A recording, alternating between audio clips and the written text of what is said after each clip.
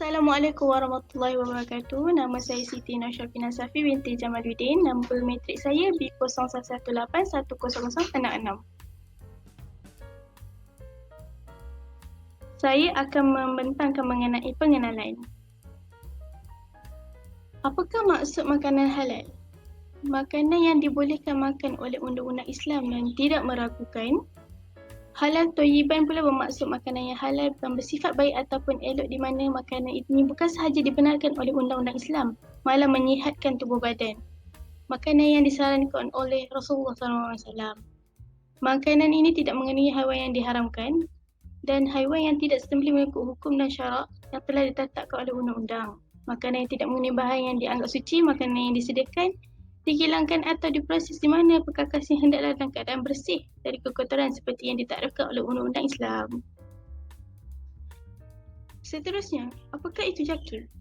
JAKIM adalah untuk menyemai tanggungjawab hakiki dan kemaslahatan semasa perkembangan Islam, dan dia fokus yang khusus dalam menjaga masalah agama dalam konteks Malaysia, terutamanya dari segi memastikan pemeliharaan perpaduan ummah. Kandungan penerapan ajaran Islam yang dikemukakan JAKIM berpandukan kerangka kefahaman ajaran Ahli Sunnah wal Jamaah yang diakui dan diiktiraf oleh ulama Islam. JAKIM mengeluarkan logo yang halal untuk setiap makanan dan merupakan pengeluar sijil halal bagi setiap permis-permis yang beroperasi. Assalamualaikum warahmatullahi wabarakatuh. Nama saya Atik Fajar bin Jamali. Nombor kad matrik saya adalah B0117100187. Sekarang saya akan membincangkan mengenai objektif kajian kumpulan kami.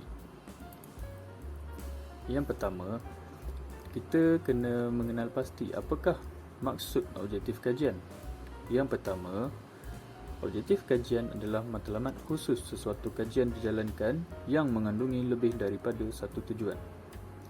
Yang kedua, tujuan objektif kajian adalah untuk mengenal pasti maksud tersurat dan kepentingan sesebuah kajian dicadangkan. Seterusnya, apakah tujuan kajian dijalankan? Yang pertama adalah untuk mendapat pendapat masyarakat tentang keperluan status halal di Malaysia. Yang kedua, menyelidik perspeksi masyarakat tentang restoran dan kedai yang tidak mempamerkan sijil halal tetapi tahu akan kebersihan makanan tersebut. Yang ketiga, mendapatkan pengetahuan masyarakat tentang logo halal di seluruh negara. Dan tak akhir sekali, menyelidik tentang kepekaan masyarakat di Malaysia tentang kemajuan industri halal. Seterusnya, saya akan membincangkan tentang metodologi kumpulan kami. Terlebih dahulu, kita hendaklah mengetahui apakah yang dimaksudkan dengan metodologi.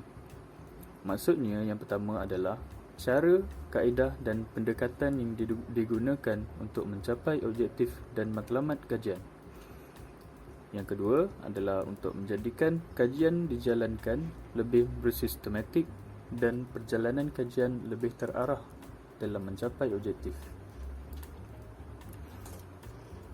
Seterusnya, apakah metodologi kajian yang digunakan dalam kumpulan kami?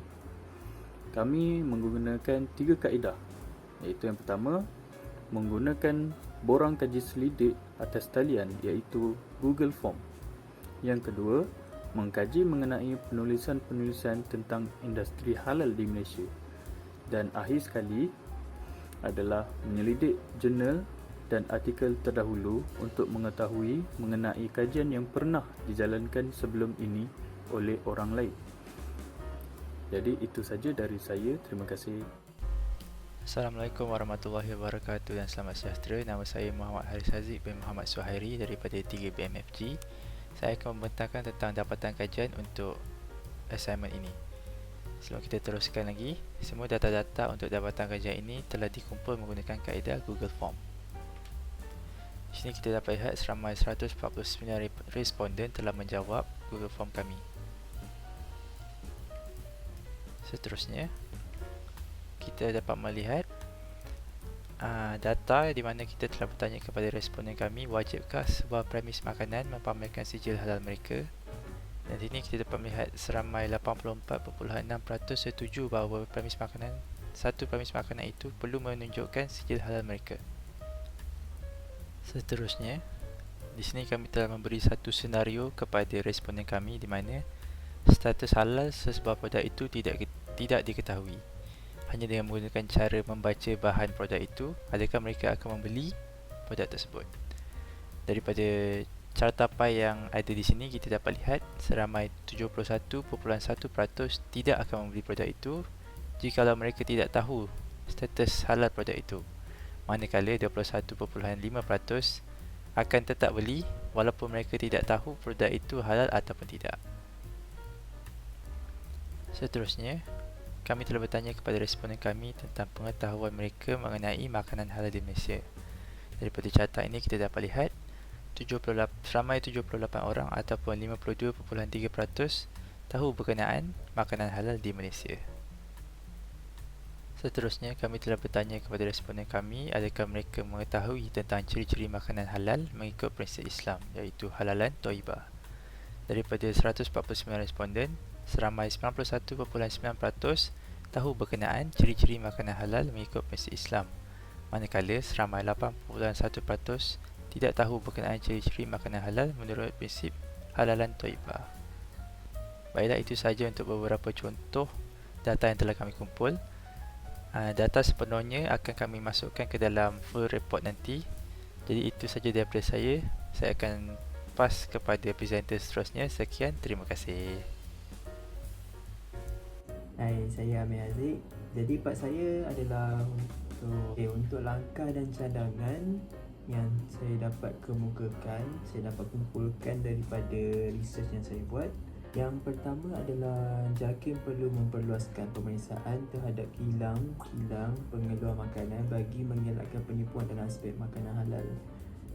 Dia macam kita kena pastikan yang kilang tu betul-betul mengeluarkan makanan yang halal.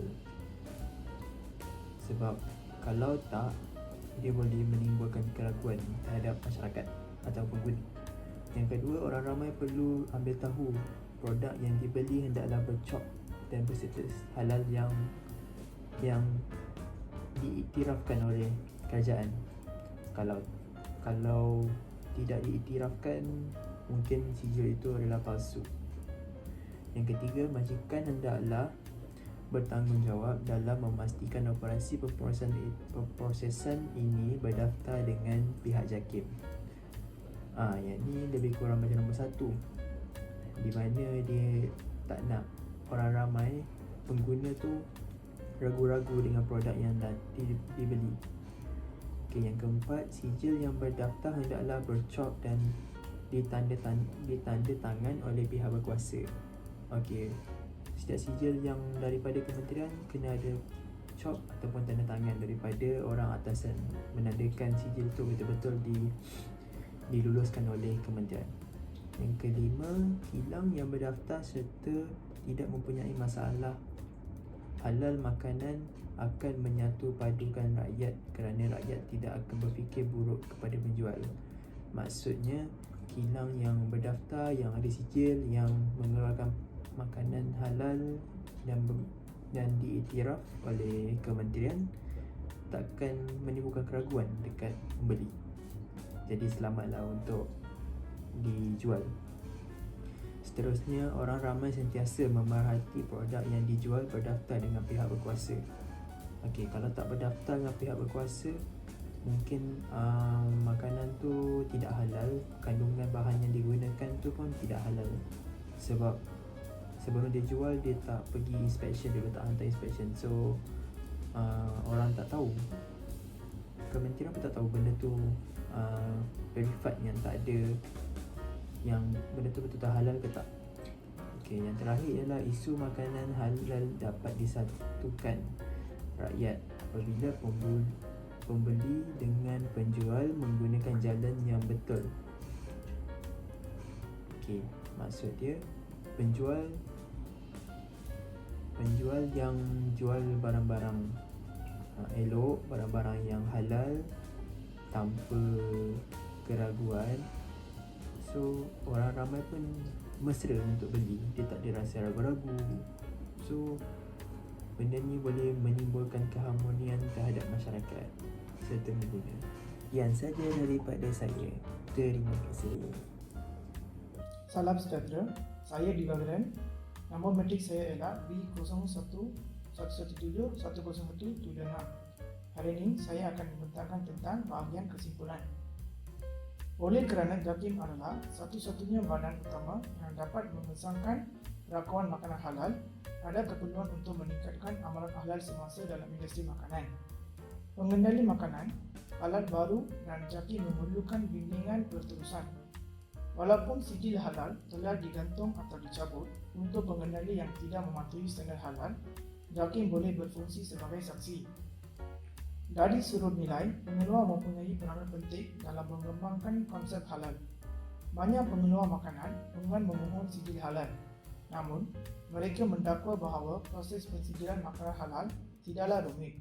Oleh kerana pensijilan halal penting bagi pengusaha, terutama di sektor makanan, Malaysia mungkin mempertimbangkan untuk mengintegrasikan dan menyelaraskan proses dan prosedur pemeriksaan dan pensijilan.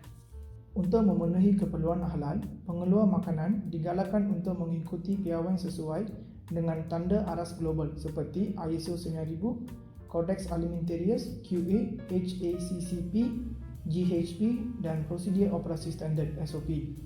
Pengeluar makanan harus didorong untuk melabelkan produk mereka dengan logo halal yang diperakui JAKIM. Ini sangat penting kerana boleh mempengaruhi perniagaan anda. Untuk pengguna Muslim, produk dengan logo halal mungkin lebih penting daripada produk yang merangkumi organisasi piawai antarabangsa ISO atau perakuan serupa lainnya. Seterusnya, pihak berkepentingan mungkin mempertimbangkan untuk meningkatkan kesedaran halal untuk meletakkan Malaysia sebagai hub halal antarabangsa. Ini penting untuk memastikan bahawa Malaysia mendahului negara-negara lain dalam melaksanakan halal dengan tujuan menjadikan Malaysia sebagai hub untuk halal.